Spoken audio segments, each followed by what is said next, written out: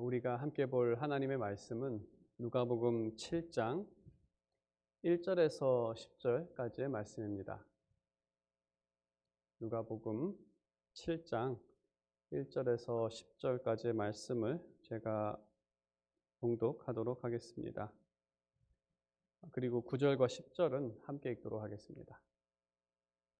누가복음 7장 1절에서 10절에 기록된 하나님의 말씀입니다. 예수께서 모든 말씀을 백성에게 들려주시기를 마치신 후에 가버나움으로 들어가시니라. 어떤 백부장의 사랑하는 종이 병들어 죽게 되었더니 예수의 소문을 듣고 유대인의 장로 몇 사람을 예수께 보내어 오셔서 그 종을 구해 주시기를 청한지라.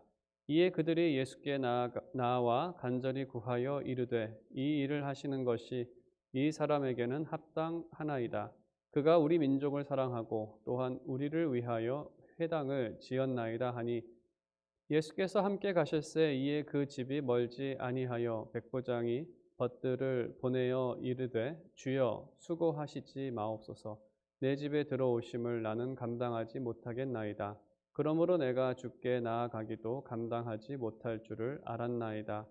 말씀만 하사 내 하인을 낫게 하소서. 나도 남의 수하에 든 사람이요 내 아래에도 병사가 있으니 이더러 가라 하면 가고 저더러 오라 하면 오고 내 종더러 이것을 하라 하면 하나이다. 함께 읽겠습니다. 예수께서 들으시고 그를 놀랍게 여겨 돌이키사 따르는 무리에게 이르시되 내가 너희에게 이르노니 이스라엘 중에서도 이만한 믿음은 만나보지 못하였노라 하시더라. 보내었던 사람들이 집으로 돌아가 보매 종이 이미 나아 있었더라. 아멘. 네, 오늘은 이 본문의 말씀을 가지고 한 백부장의 믿음이라는 제목으로 하나님 말씀 증거하도록 하겠습니다. 지난주에 우리는 6장 마지막 부분에서 참 믿음과 거짓 믿음에 대해 살펴봤습니다. 그럼 이러한 믿음을 어떻게 구분할 수 있는가라는 실질적인 질문이 발생하는데 바로 본문이 그 답을 해주는 것 같습니다.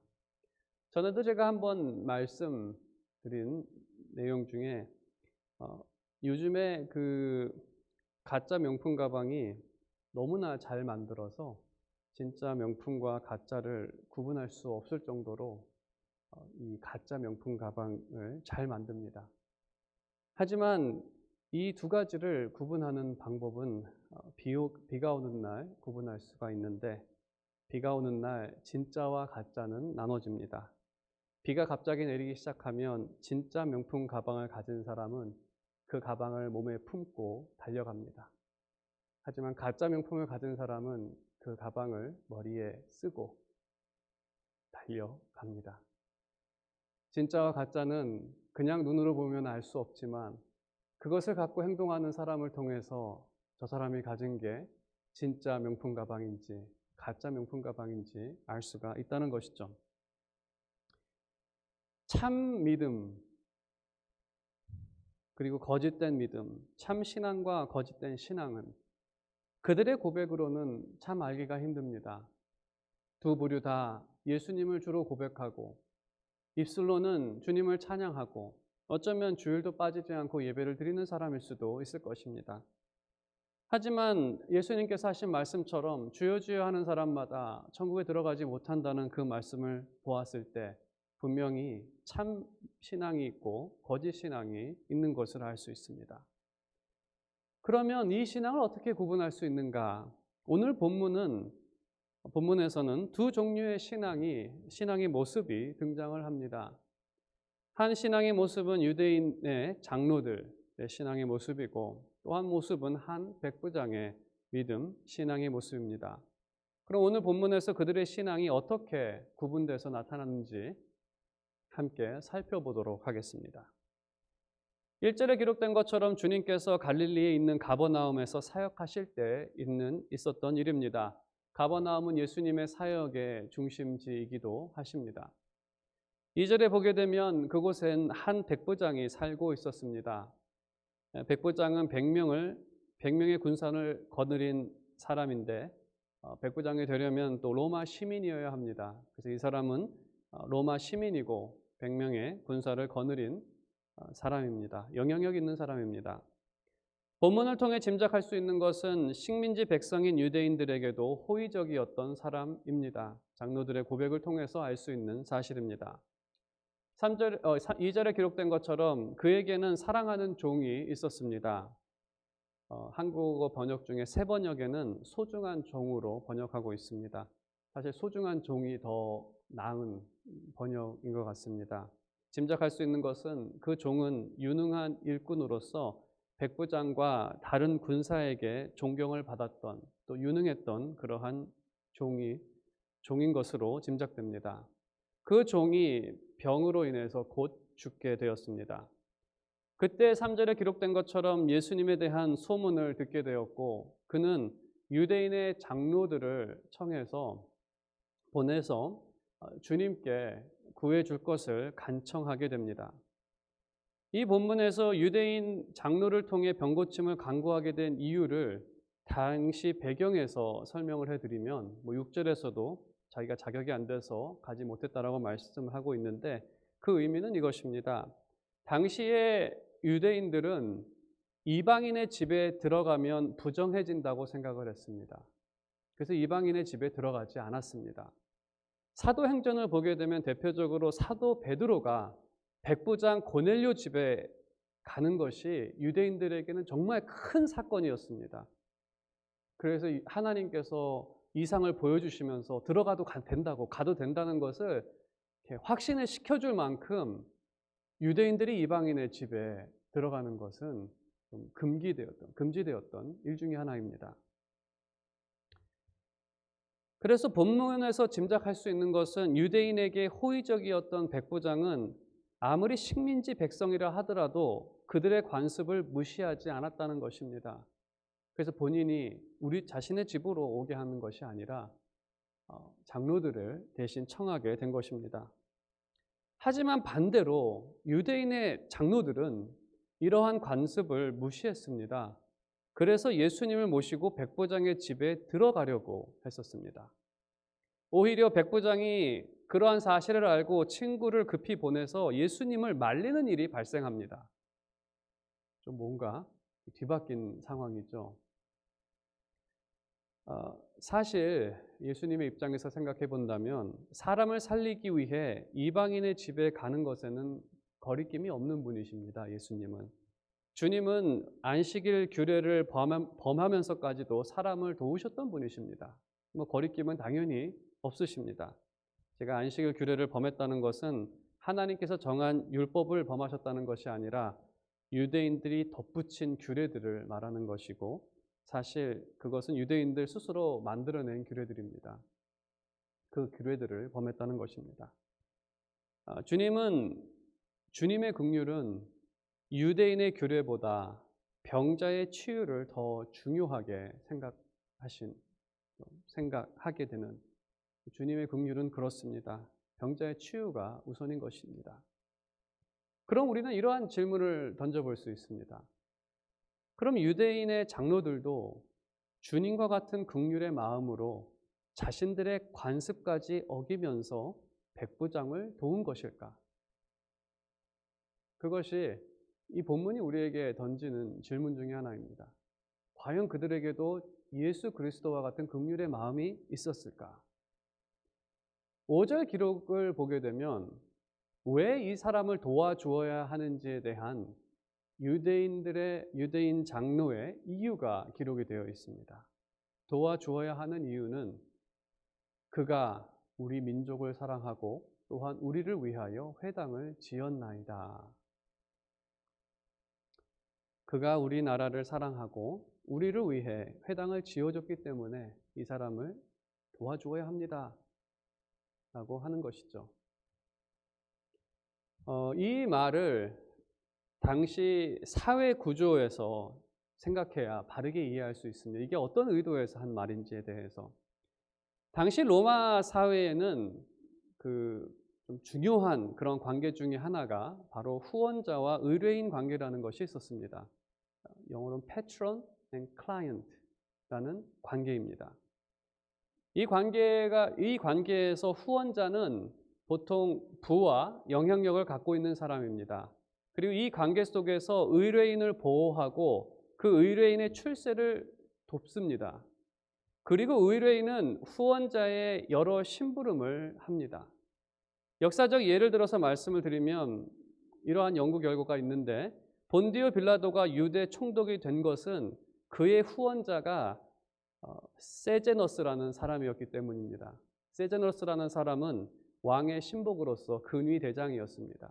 그가 후원자였기 때문에 빌라도는 유대 총독이 될 수 있었던 겁니다.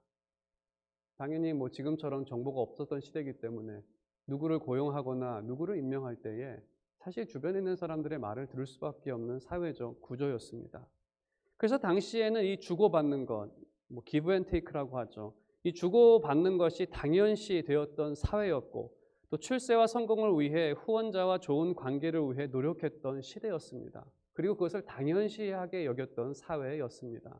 당연히 지금은 그것이 불법이고 부정이기 때문에 할 수 없지만 당시 사회는 그랬습니다. 유대인의 장로들이 자신들의 규례를 범하면서까지 백부장을 도우려고 했던 이유는 그들에게 어떠한 긍휼의 마음이 있어서가 아니라 백부장을 통해 지속적인 후원을 얻기 위해서였습니다. 그것을 본문이 우리에게 말하고 있는 것입니다. 어쩌면 그의 후원이 이스라엘에게 도움이 된다고 판단했을 것입니다. 이 사람과 관계가 좋으면 우리가 회당만 얻을 뿐만 아니라 다양한 것들을, 혜택을 얻을 수 있을 거라고 그들은 생각했을 것입니다. 하지만 이러한 그들의 모습이 긍휼이 아니었다는 것은 다른 사람을 대하는 모습에서 더 분명하게 나타납니다.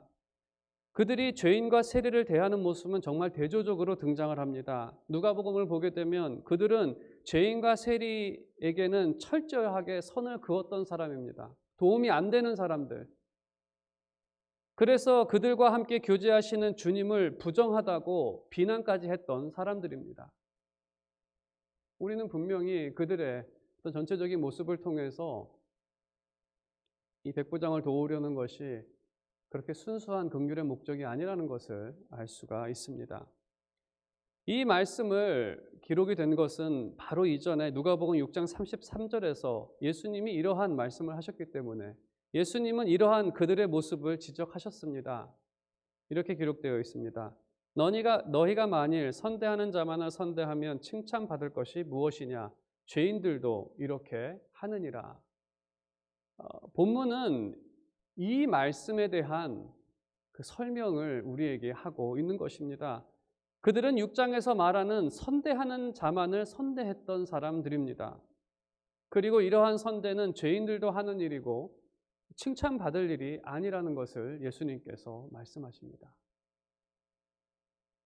요즘 교회 정치를 보면, 정치라고 한다면 다스리는 것, 운영하는 것을 이렇게 줄여서 정치라고 얘기를 하는데, 교회 정치를 보면 비슷한 일을 보게 됩니다. 성경 해석과 교단이나 교단법이나 교회 내규를 적용하는 것이 사람에 따라 다르게 적용하는 것을 보게 됩니다. 크고 영향력 있는 교회나 직분자나 성도에 대해서는 자신들이 정한 법을 어기면서까지 관대하게 적용합니다.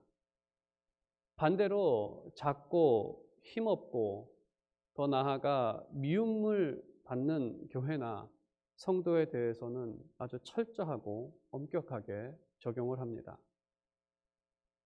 그럼 그들이 이렇게 하는 이유가 무엇입니까? 본인 나름대로는 이것이 교회를 위한 길이고 이것이 무언가를 선한 것을 하는 길이라고 얘기를 하지만 사실 이렇게 하는 이유는 한 가지입니다. 개인의 입속만을 차리기 위해서가 아닙니까? 장로들의 신앙은 마지막으로 평가를 드린다면 사적인 이익만을 채우기 위한 신앙이었습니다. 이러한 신앙이 주님을 따르는 이유는 사적인 이익을 채우기 위해서입니다. 그래서 그들의 기도는 개인의 욕심을 채우기 위한 수단으로 사용되어지고 그들이 어떠한 봉사를 행한다면 그것은 칭찬을 받기 위한 그러한 수단으로 봉사를 한다는 것입니다. 바로 6장에서 예수님께서 설명하신 그러한 부분들이죠. 하지만 자신이 계획하고 그려온 삶에 도움이 되지 않는다면 그 신앙을 버려버리는, 이들이 십자가 앞에서 다 뿔뿔이 흩어진 것이 바로 그 이유입니다. 더 이상 자신에게는 가치가 없다라고 판단이 되었기 때문에. 이러한 신앙은 주님이 말씀하신 돌밭과 떨기나무 사이에 뿌려진 씨앗과 같은 그러한 신앙입니다. 고난을 견디지 못하는 신앙이고 세상 욕심으로 하나님 나라의 열매를 맺지 못하는 그러한 신앙입니다. 이제 두 번째 신앙의 모습을 보도록 하겠습니다. 두 번째 신앙은 바로 백부장의 모습을 통해서 나타난 신앙의 모습입니다. 장로들이 예수님을 모시고 백부장의 집에 가까이 왔을 때 백부장은 자신의 친구를 보냅니다. 그리고 친구를 통해 고백합니다. 6절 하반부에 기록된 것처럼 왜 자신의 집에 모시지 않았는지, 그리고 7절엔 본인이 왜 직접 나아가지도 못했는지, 그것을 감당하지 못했다라고, 둘 다 감당하지 못했다라고 말하고 있습니다. 그 이유는 한마디로 말씀을 드리면 자기 자신이 주님을 모실 만한 자격이 되지 못하기 때문에 이중적 의미를 담고 있습니다. 첫 번째 이유는 저희가 이미 언급한 것처럼 사회적으로 종교적인 이유입니다. 자신이 이방인이기 때문에 자격이 되지 못한다는 것입니다. 그래서 유대인 장로를 대신 보내게 된 것입니다. 하지만 여기서는 이 종교적 이유뿐만 아니라 이 주님의 높고 위대하심 때문에 모실 수 없다라는 의미가 담겨져 있습니다. 그 다음 구절을 보게 되면 그러한 의미들이 풍겨져 나온 것을 알 수 있습니다. 우리가 존재론적으로 생각해 보겠습니다. 어떠한 존재들인지. 피조물과 창조주입니다. 피조물인 인간이 자기 집에 창조주를 모실 수 있겠습니까? 모실 수 없습니다. 그것은 마치 개미가 황소를 자기 개미집으로 초대하는 것과 같습니다. 개미집에 황소가 갈 수가 있습니까? 천지를 창조하신 하나님께서 백부장 집에 갈 수 있겠습니까? 그 말을 지금 하고 있는 것입니다. 우리는 감당할 수가 없습니다. 그리고 8절에 예수님의 그 높으심, 그 위치를 자신의 직책에 비추어 고백을 합니다. 설명해 드리면 백부장에게는 로마의 왕으로부터 부여받은 권한이 있습니다. 그 권한으로 병사들에게 명령을 하면 따릅니다. 왜냐하면 그것은 왕의 명령이고 왕의 권한이기 때문에. 그래서 이것이 왕의 권한이기 때문에 가라 하면 가고 오라 하면 오고 하라 하면 하는 그러한 권한이 자신에게 있다라고 말합니다. 그러면서 주님에게도 권한이 있기 때문에 나으라 명령하시면 그 사람이 나을 것이다라고 고백을 합니다.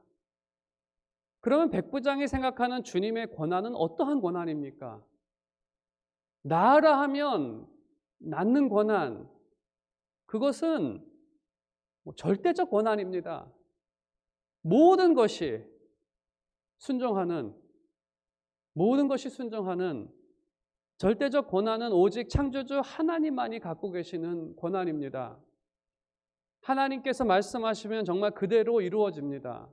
창세기에 나타난 그 하나님의 모습을 보게 되면 하나님께서 빛이 있으라 하셨습니다. 그랬더니 빛이 있었습니다. 물로 하여금 나눠져라라고 했을 때에 물은 나눠졌습니다. 그리고 땅더러 수초로 풀로 채워라 말씀하셨더니 정말 다 채워졌습니다. 이것은 절대적인 하나님의 이 절대적 권한, 하나님께서는 말씀으로 창조하셨고 또 오늘 말씀으로 모든 것을 다스리고 계십니다.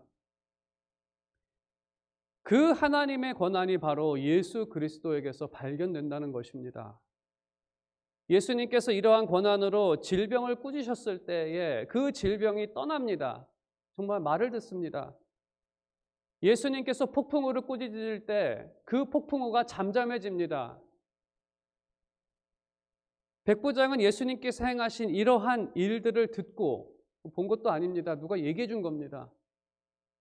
저분이 이러한 것을 했다. 그랬더니 그에게는 예수님은 하나님의 절대적 권한이 있는 분으로 그는 믿었습니다. 예수님은 육신을 입으신 하나님으로 인정한 것입니다. 그래서 그의 믿음은 그러한 분을 모실 수 없다라는 그 고백과 또 이분이라면 말씀만 하시면 나의 종이 치유를 받겠다라는 그러한 믿음으로 그 믿음이 간구로 이어지게 된 것입니다. 예수님께서는 그의 믿음을 놀랍게 여기십니다. 내가 이스라엘을 돌아보았더니 이러한 믿음이 없었다고. 그 믿음은 예수님을 하나님으로 여기는 믿음을 본 적이 없다고. 그리고 백부장의 고백이 사실이라는 것을 치유를 통해 증명해 주십니다. 너 말이 맞다. 그것을 말로써 하신 것이 아니라 그냥 직접 보여주십니다. 10절에 기록된 것처럼 집에 방문하지도 않으시고 멀리서 말씀하셔서 치유하십니다.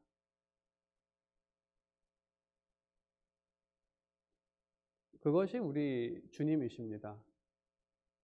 주님이 이곳에 안 계신다고 우리는 그분의 능력을 부인하지 않습니다. 주님께서 말씀하시면 어디에 계시든 모든 이 세상의 모든 것들은 그 말씀을 따라 반응하는 그것이 우리가 믿는 믿음입니다. 우리가 이 백부장의 모습에서 참된 신앙에 대한 두 가지 모습을 발견할 수 있습니다. 두 가지 원리만 우리가 함께 생각해 보겠습니다. 참된 신앙의 모습 중 하나는 어려움을 당할 때 주님께 간구한다는 것입니다. 간구를 포함한 모든 기도는 수동적인 요소가 강합니다. 마치 눈물과 같습니다. 의도된 눈물은 거짓입니다. 내가 눈물을 흘려야지 하고 흘리는 것은 영화나 드라마에서 연기하는 사람이나 아니면 가짜일 수밖에 없습니다.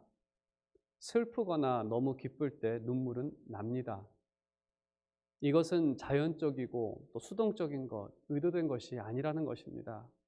참된 기도도 이렇게 수동적인 것입니다. 그럼 어떤 상황이 발생하면 기도가 나옵니까? 이러한 상황에서 보통 기도가 나옵니다. 주님께서 위대하신 분임을 믿고 내가 감당할 수 없는 상황에선 기도와 간구는 자연적으로 발생합니다. 그렇다면 왜 어떤 크리스찬들은 기도하지 않습니까? 기도하지 않는 이유는 둘 중에 하나 아니면 둘 다이기도 합니다. 주님의 위대하심을 믿지 않거나 아니면 자기 자신이 모든 일을 감당할 수 있다고 믿기 때문에 자신 있는 사람은 기도하지 않습니다. 내가 이 상황을 해결할 수 없기 때문에 기도하는 것 아닙니까? 백부장이 그러한 상황에 처한 것이죠. 성경이 우리에게 알게 하는 것은 바로 그것입니다. 하나님의 능력과 인간의 무능함, 이 두 가지를 우리에게 말하고 있습니다. 우리는 우리를 구원할 수 없다고, 오직 예수 그리스도의 보혈만이 우리를 구원할 수 있다는 그 복음의 핵심적인 내용도 결국 그 사실을 우리에게 알려주고 있습니다. 성경을 통해 깨닫는 사실 중에 하나는 우리는 하나님의 은혜가 없으면 하루도 살 수 없는 사람들이라는 것, 자기 스스로 그 어떠한 것도 감당할 수 없는 것이 바로 인간이라는 것을 우리에게 알게 해줍니다. 이 사실을 깨달으면 기도와 간구가 자연적으로 나오는데, 이 사실을 깨달으면 지금까지 구하지 않아도 지켜주신 하나님의 은혜를 감사하는 기도가 발생할 수밖에 없습니다. 내가 간구하지 않아도, 기도하지 않아도 이 무익한 사람을 위해서 지금까지 행하신 이 모든 것들, 찬양의 기도, 감사의 기도가 발생할 수밖에 없습니다. 그리고 그것을 깨달을 때 날마다 필요한 은혜를 공급해 달라는 간구가 나옵니다. 아침에 오늘의 삶을 위해서도 내가 정말 하나님께서 원하시는 그 열매를 맺을 수 없기 때문에 하나님께서 오늘의 삶 가운데에서도 함께 해달라는, 특히 몸이 쇠약한 날, 팬데믹과 같은 상황에선 그 기도가 더 깊어질 수밖에 없고 간절해질 수밖에 없습니다. 왜냐하면 나는 할 수 없고 하나님께서는 모든 것을 하실 수 있기 때문에. 우리가 선교사님을 위해 기도합니다. 기도가 선교 사역의 가장 중요한 이유 중에 하나는 사람의 마음을 바꿀 수 있는 분은 오직 하나님밖에 없기 때문에 그렇습니다. 그것이 선교의 참된 열매 아닙니까? 다른 것들은 우리가 할 수 있다라고 하겠습니다. 돈을 사서 사람을 모으고 여러 가지 일들을 할 수 있을 겁니다. 하지만 진정으로 그 사람을 변화시켜서 하나님 나라의 열매를 맺게 하는 것은 인간이 할 수 있는 일이 아니기 때문에, 우리의 능력 밖의 일이기 때문에, 하지만 우리가 그것을 원하기 때문에, 그리고 하나님께서는 모든 것을 할 수 있기 때문에 하나님의 능력과 우리의 연약함이 만들어내는 것이 바로 기도입니다. 그래서 이 성경을 깨닫고 신앙인들은, 믿는 사람들은 범사에 기도할 수밖에 없는, 그것이 자연적으로 나올 수밖에 없는 사람들입니다. 그래서 꼭 리마인더가 필요한 것이, 상기함이 필요한 것이죠. 그 다음에 이제 믿음의 모습의 두 번째 원리라고 말할 수 있는 신앙의 모습은 믿는 자가 기도할 때 은혜로 믿음이 성장한다는 것입니다. 백부장은 주님에 대한 믿음을 고백했었고 주님께서는 치유를 통해, 그 응답을 통해 그 사실을 확증하십니다. 너의 고백이 옳다. 나는 온 세상을 다스리는 하나님이다. 이러한 응답은 하나님에 대한 믿음을 더 굳건하게 만듭니다. 우리가 기도할 때 하나님께서는 들으시고 우리의 기도를 응답하십니다. 그 응답을 통해 믿는 자들은 다시 한번 믿게 됩니다. 나는 연약해서 아무것도 할 수 없으나 하나님께서는 능력이 있으셔서 모든 것을 하실 수 있는 분이라는 것, 하나님이 바로 살아계신, 주님이 살아계신 하나님이라는 그 믿음을 더 굳건하게 만드는 것입니다. 참된 믿음이 있는 자는 더 큰 믿음을 갖게 됩니다. 그래서 30배, 60배, 100배의 열매를 맺게 됩니다. 하지만 없는 자는 있는 것조차도 다 빼앗겨 버립니다. 이제 우리가 보게 될 밭의 비유의 마지막 예수님께서 하신 말씀입니다. 있는 자는 더 갖게 될 것이고 없는 자는 있는 것조차도 다 뺏기게 될 것이라고 하는, 제가 진정으로 바라는 것은 여러분의 믿음이 참되고 진실되기를 바랍니다. 말씀을 들을 때 주님께서 하나님이시며 그에게 절대적 권한과 능력이 있음을 믿기를 원합니다. 또한 하나님 없는 인생이 얼마나 어리석고 무능한 인생인 것 또한 깨닫기를 원합니다. 그래서 여러분의 삶이 날마다 주님을 붙잡고 특히 어려운 상황에 모든 것에 능하신 우리 하나님께 겸손히 나아가 기도하며 은혜를 받아 누리는 그러한 신앙이 되기를 바랍니다. 주 안에서 사랑하는 우리 한인 장로교회 성도 여러분, 주님께서 주시는 그 은혜를 받아 누리며 신앙의 30배, 60배, 100배의 열매를 맺는 그러한 여러분 모두가 되시기를 주님의 이름으로 축원드립니다.